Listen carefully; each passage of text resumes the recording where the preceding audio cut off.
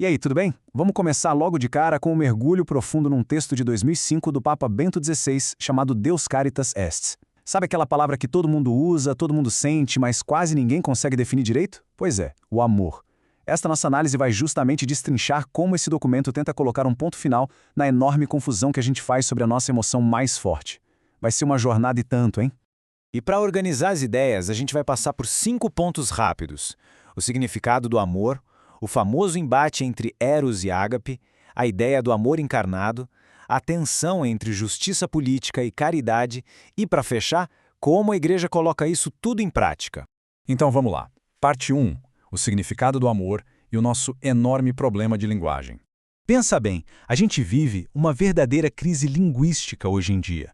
A palavra amor, que é, sem dúvida, a mais importante do nosso vocabulário, foi esticada até não poder mais. A gente usa a mesma palavra para falar do amor pela pátria, do amor de mãe e da atração por alguém. O resultado? Uma confusão total sobre o que a palavra realmente significa na essência. E isso nos puxa direto para a parte 2, Eros e Ágape. É aqui que a coisa esquenta com um baita conflito filosófico. Olha só que pancada! O filósofo Friedrich Nietzsche fez uma acusação famosíssima, dizendo que o cristianismo basicamente deu veneno para o Eros beber. Segundo ele, a religião estragou os maiores prazeres da vida, transformando um desejo supernatural em um vício. É uma crítica pesada, não é? A ideia de que a fé teria amargado a coisa mais bela da nossa existência. Mas o documento não foge da briga, não. Ele rebate essa crítica olhando direto para a história. Na Grécia Antiga, esse Eros era visto muitas vezes como uma espécie de loucura divina, algo inebriante que passava por cima da razão e acabava degradando o ser humano. Já a visão cristã propõe algo diferente. O foco não é destruir o desejo, longe disso, mas sim purificar e disciplinar esse sentimento para elevar e integrar de vez tanto o corpo quanto a alma. Para a gente não se perder nos termos, vamos definir bem as coisas. Eros é aquele amor instintivo, visceral. Sabe aquela paixão que te pega de jeito, quase sem você querer, e que é totalmente enraizada na natureza? Esse é o famoso Eros. Por outro lado, e em total contraste, a gente tem o ágape. Esse é aquele amor que se doa, que supera o nosso próprio egoísmo. É um cuidado ativo, onde a gente procura de fato fazer o bem absoluto para a pessoa amada, mesmo que para isso a gente tenha que abrir mão de algumas coisas ou fazer enormes sacrifícios. E o mais genial dessa abordagem é que o amor nunca foi feito para ficar parado no mesmo lugar. Ele é uma jornada, uma verdadeira evolução. A coisa toda começa lá com o Dodin, que é aquela busca inicial, ainda meio insegura. Depois ele amadurece para o ágape, focando no cuidado real e prático com o outro. E no fim das contas busca a eternidade, aquele famoso para sempre. É sair da própria bolha e se entregar de verdade.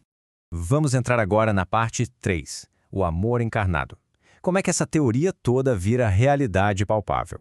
Aqui o texto destaca uma novidade gigante.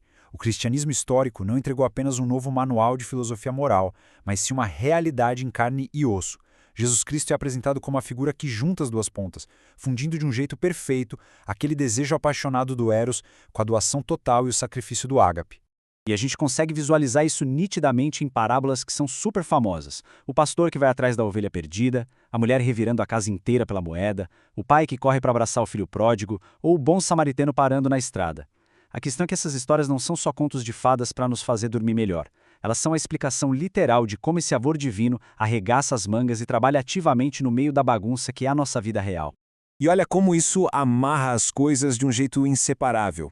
A devoção a Deus e a compaixão prática pelas pessoas se alimentam o tempo todo. Se a gente não amar o próximo, a relação espiritual murcha, simples assim. E sem essa fonte espiritual, fica muito difícil reconhecer o valor e a dignidade verdadeira em quem está ali do nosso lado. É um ciclo onde uma coisa exige absolutamente a outra. O que nos leva à parte 4, justiça política e caridade. Prepara, que aqui a teologia bate de frente com a sociologia moderna e a política. O documento analisa de forma bem neutra e direta uma objeção fortíssima que surgiu lá no século XIX com a crítica marxista. O argumento clássico deles é o seguinte: os mais vulneráveis não precisam de caridade ou de esmolas, eles precisam de justiça, de mudanças reais nas estruturas da sociedade. Dar ajuda seria só uma forma de colocar panos quentes e atrasar a verdadeira revolução. Para desembolar esse nó, a encíclica desenha duas esferas bem separadas, mas que são super necessárias para o mundo funcionar. De um lado, a gente tem o Estado, que usa a razão e a política para buscar justiça. Do outro lado, temos a Igreja, que usa a fé e a ação para entregar amor e caridade. Cada um atua no seu próprio quadrado, entende? E a conclusão a que chegamos aqui faz a gente pensar muito. Mesmo que a gente inventasse o sistema político mais justo do universo, o sofrimento e a solidão não iam simplesmente sumir num passe de mágica. Um Estado, por mais perfeito que seja, acaba sendo burocrático. Não dá um abraço, não consola de verdade. A gente sempre, invariavelmente, vai precisar de um coração que vê, de dedicação humana, pessoal e afetuosa. E chegamos à parte 5, nossa reta final, a prática da igreja, ou seja, como essa instituição coloca tudo isso na rua no dia a dia. O ponto de virada da encíclica é entender que a ação caritativa, que a gente chama de diaconia, não é um projeto secundário ou um passatempo opcional que se faz só quando sobra tempo. Ela é, na verdade, um dos 3 pilares irrevogáveis da própria fé, com o mesmo peso e a mesma importância de proclamar a palavra e celebrar os sacramentos. É a base de tudo.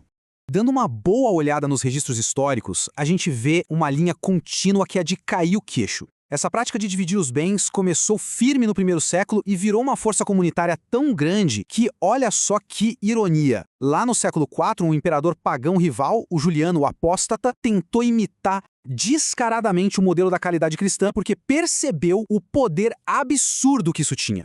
Só que tem um detalhe absolutamente crucial. Quem faz esse tipo de trabalho precisa ser competente profissionalmente, claro, mas, acima de tudo, precisa de uma verdadeira formação do coração. A caridade tem que brotar puramente da compaixão e da gratuidade. Ela jamais, em hipótese alguma, pode ser usada como uma ferramenta disfarçada para empurrar uma ideologia política ou tentar converter as pessoas na marra. E quando a gente bate de frente com a escala monumental e quase infinita do sofrimento humano, é muito fácil cair no desespero absoluto ou, pior, na arrogância ideológica. É exatamente por isso que o texto traz exemplos como o de Madre Teresa de Calcutá. Ela mostra na prática como uma ação gigantesca contra uma pobreza extrema só se mantém firme e de pé quando tem como base muita oração e uma humildade profunda. E aí, a gente termina com uma verdadeira pulga atrás da orelha.